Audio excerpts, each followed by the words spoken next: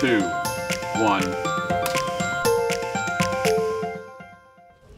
Good Tuesday morning, everyone, and welcome to KSAT News Now. We are streaming from our KSAT 12 newsroom. Thank you very much for hanging out with us on a Tuesday. You've been up very early. I have been up, yes. You've done it all. A lot of coffee right now in the system. Traffic. Caffeine. Sports. It's a little bit of that, yep. And then now. KSAT News Now, yeah. Thanks for joining us this morning, RJ. We saved the best for last. As far as my day is concerned. I know you're just kind of getting things started. Not kind of, fully getting things started. So you can find us on KSAT.com, of course, KSAT Plus, and also check out our daily podcast and be sure to rate, like, and subscribe. Hit us with all that stuff, yeah. Super producer Alicia Medina always puts that on our Spotify, Apple's, iTunes. So yeah, shout out to Alicia Medina, doing the most here. She does a lot of Shout out too. to her mom because we know she's watching. Oh yeah, absolutely. Hi Mom, how's it going?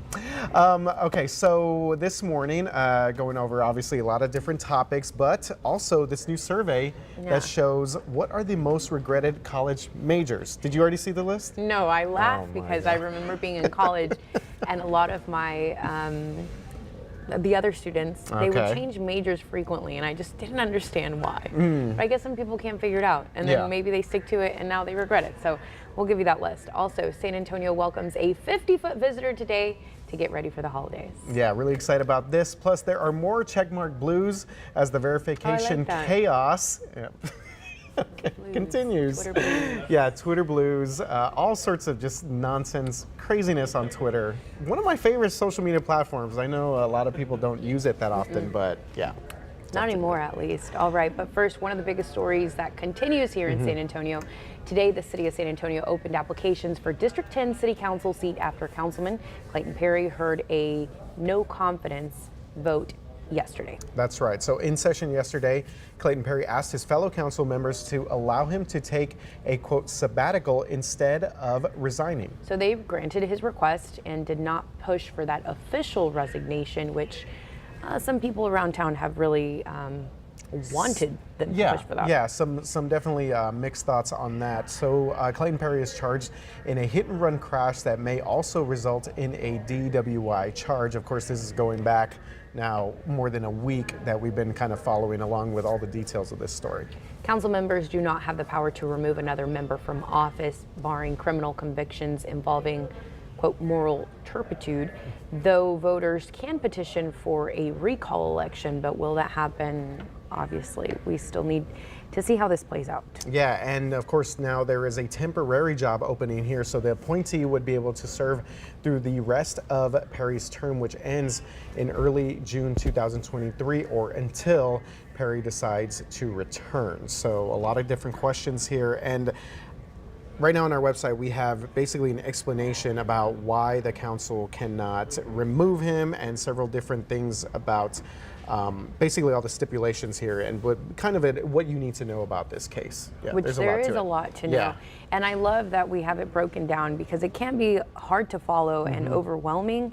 And of course, D10, you know, the people who live in that district still wanting to have a voice. So it's still very important to keep you updated on what's going to happen next now that he is you know, going to be absent for some time. Yeah. So interesting there that fellow city council members would agree to this as well. So as they seem to be showing us a little bit of support, I think in the interview we had with Manny Peláez, he said, you know, it's going to be incumbent on Clayton Perry to, you know, go get himself worked on and take care of the things he needs to take care of. But they seem to be, a little bit on his side there. All right, in Uvalde, a new school is in the works. Last night, the nonprofit Uvalde CISD Moving Forward Foundation, as well as Uvalde CISD Community Advisory Committee, gave a first look at the elementary school that will be built in Uvalde. All right, so safety accommodations, a breakdown of the number of classrooms and the conceptual designs for the school were all shown. However, funds are still needed for this project. Yeah, so according to the foundation, they have raised about $18 million through in-kind donations. However, they still have about $32 million left to raise. So that's still a big amount. Yeah, and of course, a lot of people have been kind of figuring out where this school will be built, and we've learned that it would be built ideally near Dalton Elementary, and it'll be on Wednesday that the foundation and the committee will present the plan to the school board for a vote on the location and design of the school there. So a lot of planning still taking place. And so this is one of the aspects that community members are in agreement with. They think this is a step forward. Things look good when it comes to the school, and you can imagine that the safety accommodations is probably what all these community members, people who live in Uvalde, have their eyes on. Yeah. For obvious reasons. And obviously they've had to make so many changes this year to accommodate for a lot of the students that would be going to Robb. So there's absolutely a need there for a new school, and obviously, as you mentioned, just to be able to kind of continue on some of the healing process there and kind of get a little bit of a different start or direction. So good things happening in Uvalde there. All right, now to your Twitter news. The Twitter turmoil continues. Elon Musk's paid verification scheme is costing him and other companies a lot of money and headaches. So we're talking about those fake blue check accounts.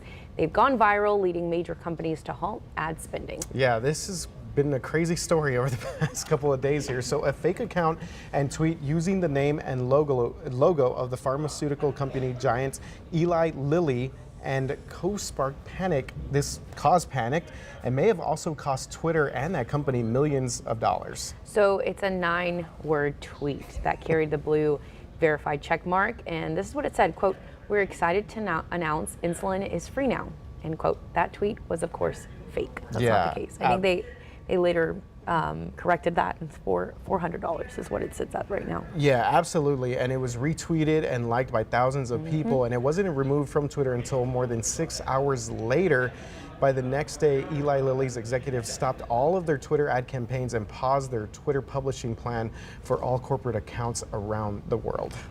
Lots of trouble there. Well, the insulin maker's stock sank from $368 a share to $346 a share, which, according to economic reports, potentially erased billions in market cap. And then I looked it up today, and it's still in the red. It's still going down. Yeah, I think it was an estimated 15 billion out of the company's market cap there. So other businesses, political leaders, government agencies, and celebrities have been targeted through this $8 blue verified checkmark plan that is open to everyone. It's been very confusing to people, and now I think, and if I'm not mistaken, this was done in an effort to kind of show how this can go completely wrong, right? There were some people that bought the check mark, the verification, and then they tried to, I guess, do this intentionally to try Oh, and yes. sell I thought you meant like Elon Musk. No. Yes, you are correct. Of course, people, I mean, they're trolling, Yes.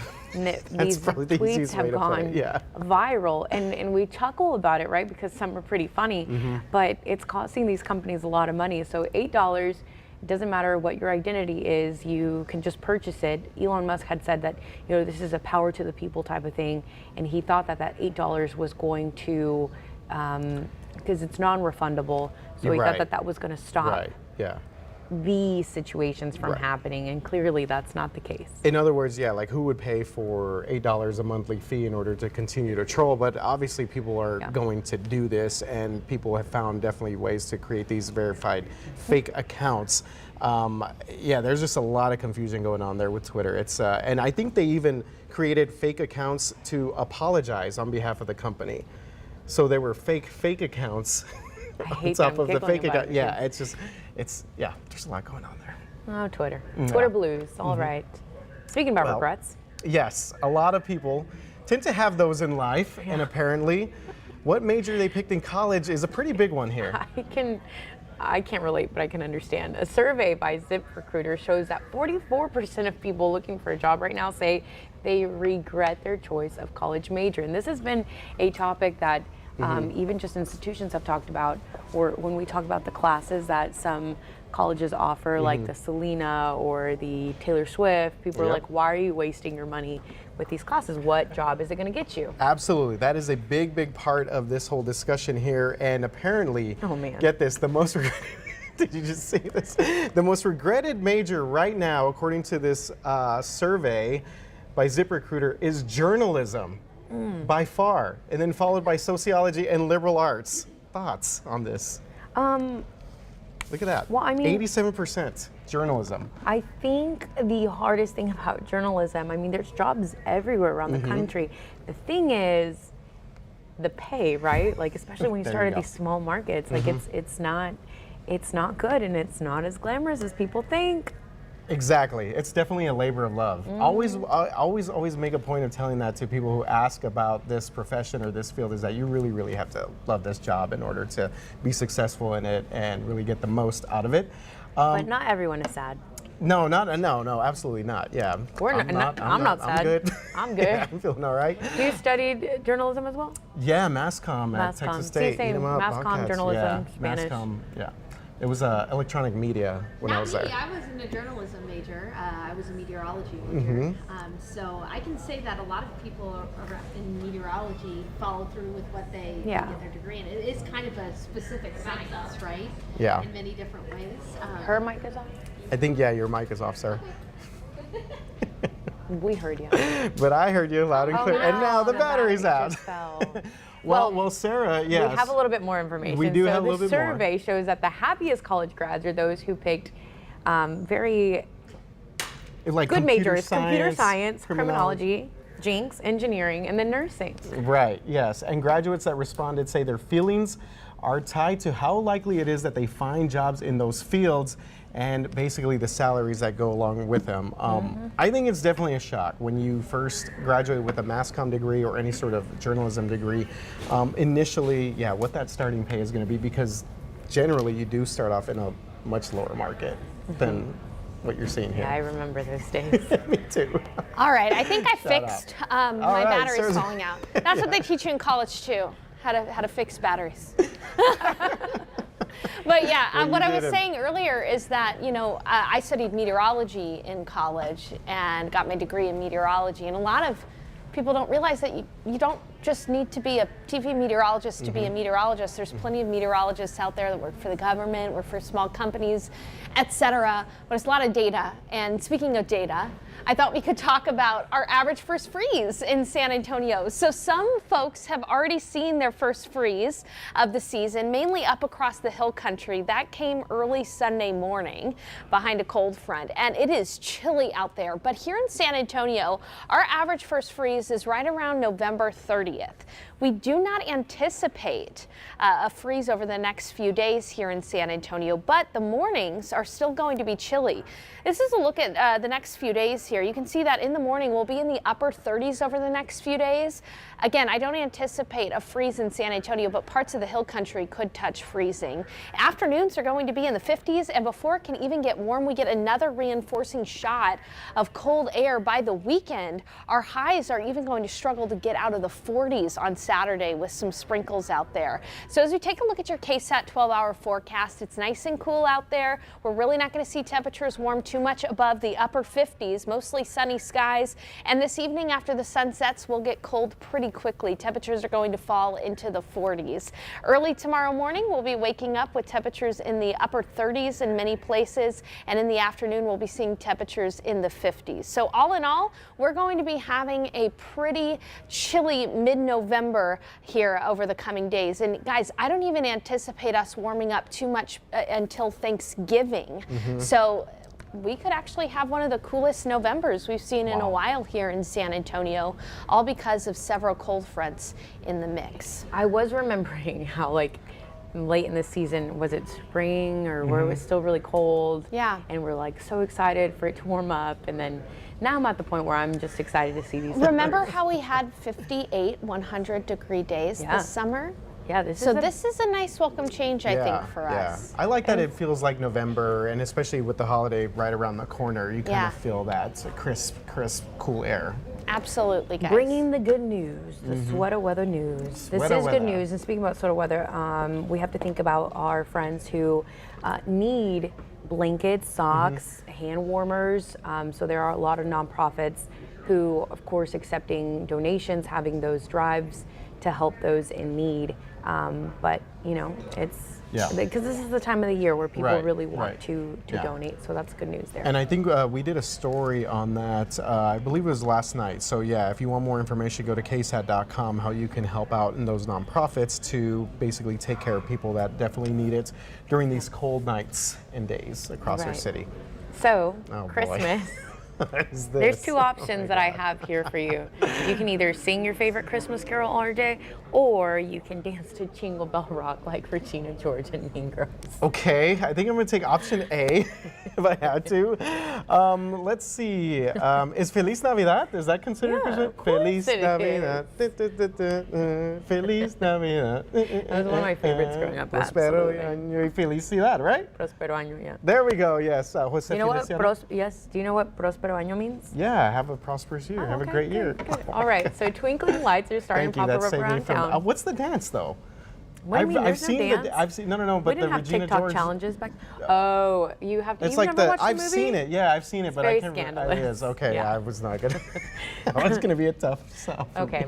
To the point here, right? We're seeing holiday shopping that has started. Christmas carols are on loop on 101.9. Oh boy. And there's no doubt it's starting to feel like Christmas. And happening this morning, Travis Park welcomes the 50-foot Christmas tree. All right, so we are now taking a live look right now out there at Travis Park. Let's check it out here. Oh wow, we have the tree in all the way from Oregon. This is a Nordman fir Christmas tree that will bring Christmas cheer for the 30th annual HEB tree lighting celebration. So our photojournalist, Eddie Latigo, has been out there all morning just waiting for this this bad boy to get into town. That's beautiful. The tree will be adorned with 10,000 white lights, and it'll have some pop of color with handmade ornaments. It's a generous gift, very, very generous gift from HEB to the city of San Antonio, and it costs them about $250,000 every year. Man. And that includes the transportation, of course, the decoration, and the actual lighting of the tree. So originally when I had seen that number, I read it wrong, and when I saw 250,000, I'm like, what?